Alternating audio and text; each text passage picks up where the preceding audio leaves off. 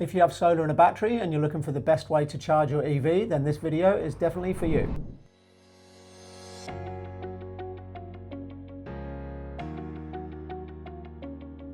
Hey everyone, Dan and Matt here from GI Energy. Today we're talking about EV charging and how to maximize your savings with your solar and battery, incorporating your EV charger.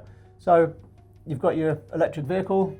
The easiest thing to do is just drive home, plug it in, simple, it charges itself. I think that's probably what most people do. And that's fine, you're still saving fuel costs. Yeah. But we've done a few videos talking about how you use your EV. Yeah. There's obviously more and more of the inverter and battery manufacturers are incorporating smart EV charging into their ecosystem one way or another. Some are better than others. Yeah. Ultimately, at the end of this video, you're going to have an idea of exactly how to use your hardware to maximize your savings. So where do you want to start? Maybe give us an overview of how you use yours. Yeah, I guess so. So I've got a 7 kilowatt EV charger, single phase property, which is generally the largest that you can do in the AC charging form. There is the option of doing a DC charger with one particular battery brand at the moment that can be 12.5 kilowatts on single phase. But on the AC side, it's 7, which is 32 amps. On 3 phase, that can be up to 22 kilowatts. However, most cars limit that down to 11 on AC. So I do find that question pops up quite a lot, that why is it only charging at this rate? So you can find that information out about the car you have or the car you might be looking at purchasing. And it will tell you the charging rates that it has, obviously the battery capacity. So then you can obviously work out the amount of time it would take to charge the car. So with mine, what I attempt to do where possible is charge it from solar only in the middle of the day, which I can't do in the week because Dan doesn't let me work from home. But obviously on the weekend, you can try and get as much in as you can in that window. Second to that, I also use a electricity retailer that has a 3-hour free window in the middle of the day. So if it was pouring rain on a weekend, and obviously my solar generation is really low, between 11 and 2, I can still charge as much as I want and pull that power from the grid. Obviously not exceeding what you can pull in total. Like there's a limit on the amount of power you can draw through your incoming mains, which is probably a different video altogether. And then finally, I have a low off-peak rate from midnight till 6 a.m.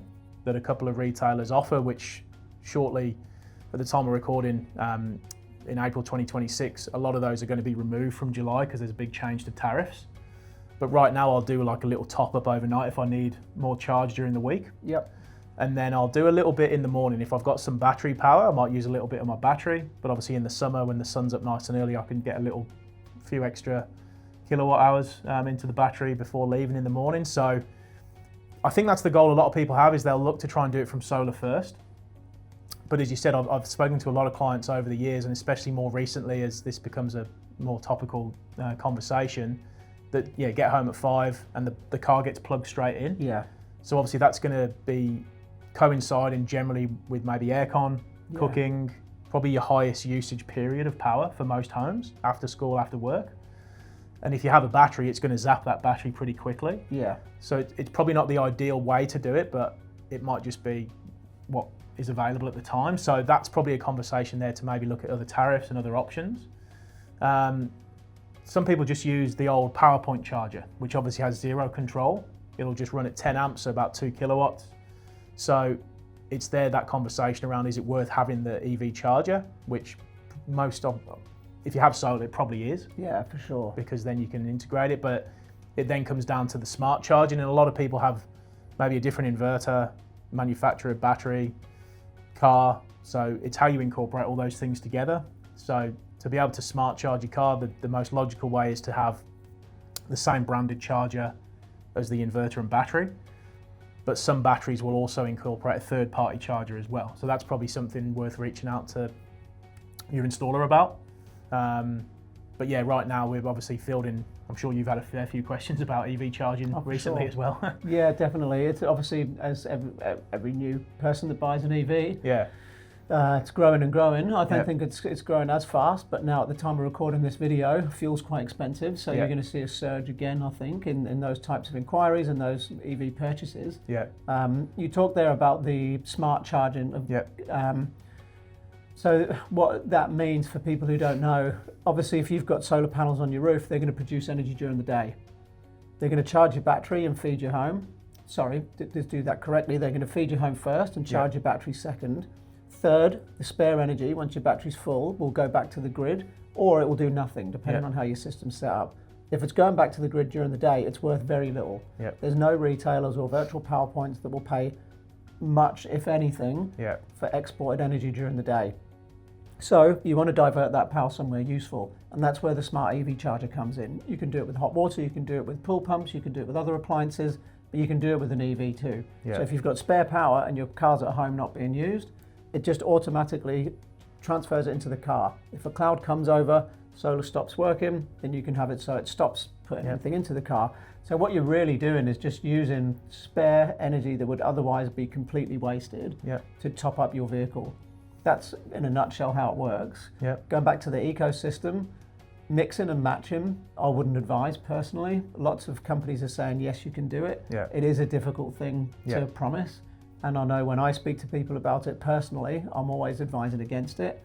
Even if it does work, it's just one change in firmware or software in the background, and it can break that connection, and it can be a real hassle. But if you've got the right ecosystem, so if you have a SIG Energy battery and inverter with the SIG Energy charger, works beautiful. Same with SunGrow, same with Fronius. And then it really is a huge value add. It's massive. And just to pick that up there, I actually have that setup that you're talking about that's not the right way, basically, because I've got an AC coupled third-party battery to my Fronius inverter. With a Fronius charger. So because that battery's AC coupled, the charger isn't seeing that obviously pop up to divert excess power. So to close that loop, it would be to have all branded things, everything. So if you have a smartphone, and which might be an Apple iPhone, you have an Apple Mac, obviously very easy transfer of data and pictures, whatever else. So if I was doing it again now, because things have changed in the time of putting in that system over the years and sort of building it up, I'd have the same branded inverter and battery and charger, because then literally we just go into the app, press a button to say charge from surplus solar only. And as you said, it just follows the trend of power that's generated. If it rains for an hour, it ramps right down or turns off. Sun comes out, it picks back up. And it's not like it's an aircon or a fridge or something else that's obviously on and off all the time that's a problem. It's just cycling that power as it's needed. You can prioritize a smart charger, to do more charging if you've got to drive the next 200 Ks the next day or do something else, and it will just make the best use of that energy available from solar and battery. So it just keeps everything more straightforward. I've got 2 different apps, so I have to jump between them. It's not the end of the world, but if you can keep everything more simple, or if there's ever an issue, a firmware update, as you said, or something else with the hardware, it's just way easier to sort out.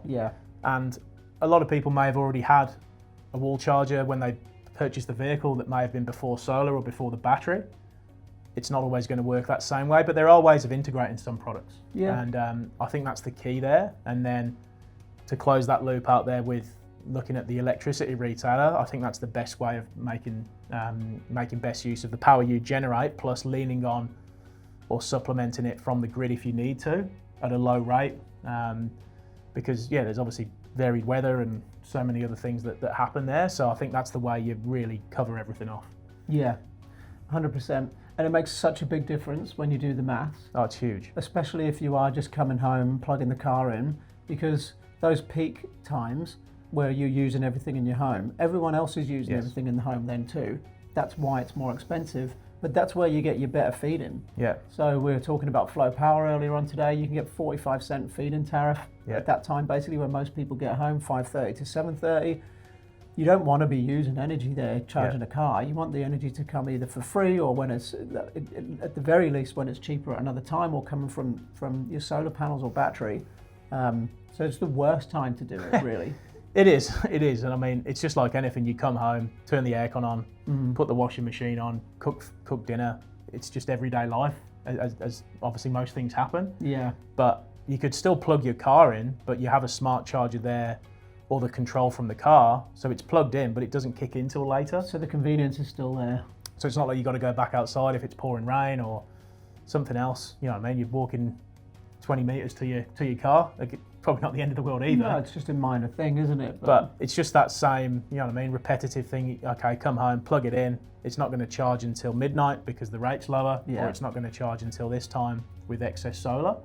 Just keeps everything more straightforward. It just means you get the best outcome from it, because what I've found over the past couple of years is the cost for power has been going up, especially in that peak period, because as you said, everyone's using power there. Yeah. The reason there are VPPs and these options to reward people to export power is because everyone else is taking that power. Yeah.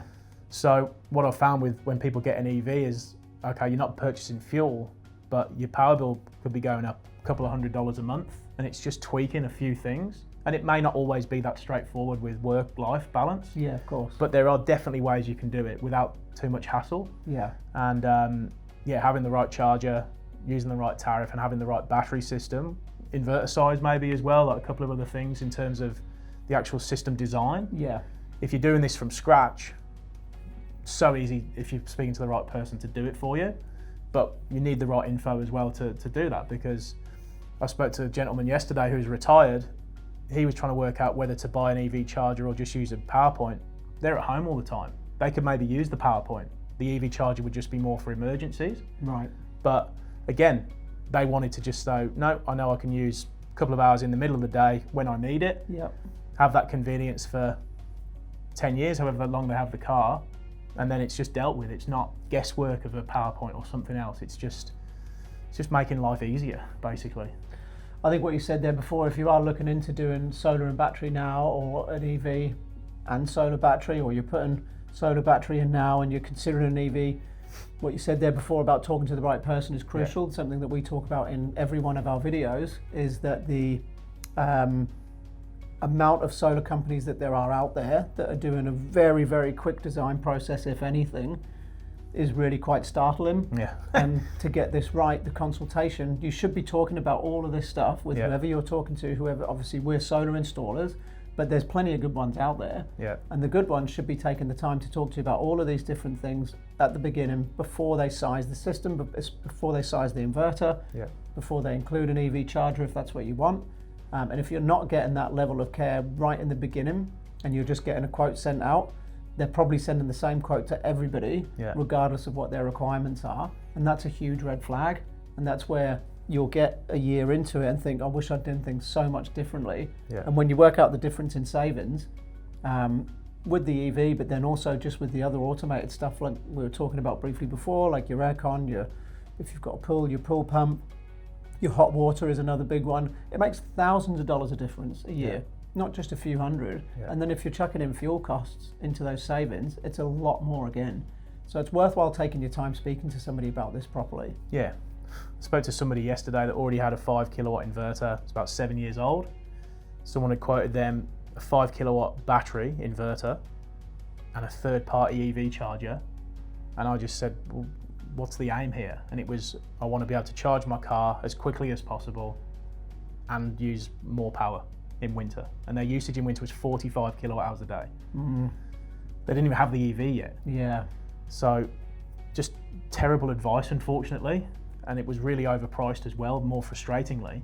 So we could build a better solution with a 10 kilowatt inverter and a charger of the same brand, so it works. Set it up once from the get-go, and it just works that way. If something changes with the vehicle or your habits, we just tweak it remotely in the app. So much more straightforward. Yeah. But we need that information to work out the best solution. Yeah. And what was right there may not be right for your next door neighbour because of so many other variables in the home of how power's used. So we want to make sure it is the right setup, because if it works better, you'd be happier with it as well. 100%. And there's, as we always say, like within the office here, so many different systems, so many different, two of us have EVs, different chargers, different batteries as well. Yeah. And what works for me may not work for Ivan, and vice versa. And it's the same approach. We just want to make sure it's obviously built correctly. Designed for the customer, not for the installer installing it. Yeah. I think we've covered everything. Yeah, it's good. As always, if you've got questions, please hit us up in the comments. We do our best to reply to every single one of them. We'll put our battery guide in the link to this in the description to this video. It's a free downloadable resource. So if you're looking into solar and or battery, then I think people have found that pretty valuable. And if you'd like to get in touch with us, we're obviously solar installers, we'd love to help. If not, hopefully you've got some value from this video, and thank you very much for watching. Thank you.